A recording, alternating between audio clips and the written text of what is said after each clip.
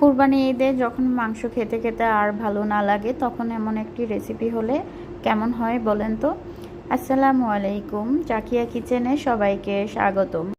শুধু একটি আলু দিয়েই এই রেসিপিটা করে নেওয়া যায়, অসাধারণ লাগে খেতে। তো আমি কিভাবে এই আলুর ঝোলটা রান্না করে নিয়েছি তো থাকছে এই ভিডিওটি স্কিপ না করে দেখার অনুরোধ রইল। যে খাবে সেই আপনার প্রশংসা করতে বাধ্য হবে এমন একটা রেসিপি তৈরি করে দিলে বাসায়। তো চলুন দেখে নেন আমি কিভাবে এই রেসিপিটা তৈরি করে নিয়েছি। আজকে রেসিপিতে থাকছে শুধু একটা আলুর দিয়েই এই দারুণ রেসিপিটা তৈরি করে নেওয়া যায়। এখানে দিয়ে দিচ্ছি আলু কুচি করে কেটে নিয়েছি, আর দিয়ে দিচ্ছি এখানে পরিমাণ মতো হলুদ গুঁড়া, আর দিয়ে দিচ্ছি অল্প পরিমাণে মরিচ গুঁড়া। চালটা যার যার ইচ্ছা মতো দিয়ে নেবেন। আর দিয়ে দিচ্ছি এখানে পরিমাণ মতো লবণ। এখন একটু নেড়ে চেড়ে দিচ্ছি, দেখতেই পাচ্ছেন একদম পারফেক্ট কালার চলে আসছে। এখন চলে যাচ্ছি সরাসরি চুলায়। এভাবে করে বাসায় একবার হলেও ট্রাই করে দেখবেন।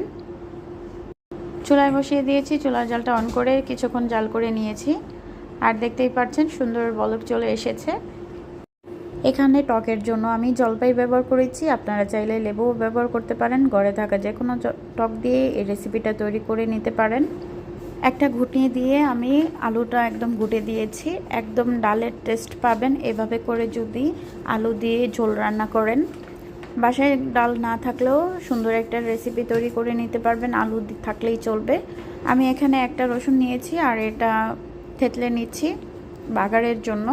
তো হয়ে গিয়েছে, এখন আমি একটা প্যান বসিয়ে দিয়েছি চুলায়, পরিমাণ মতো তেল দিয়ে দিচ্ছি।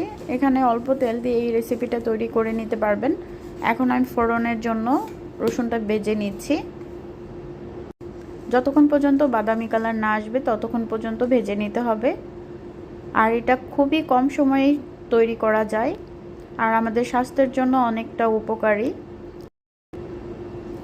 তো ফোড়নের জন্য পারফেক্ট কালার চলে এসেছে, এখন আমি বাগার দিয়ে দিচ্ছি।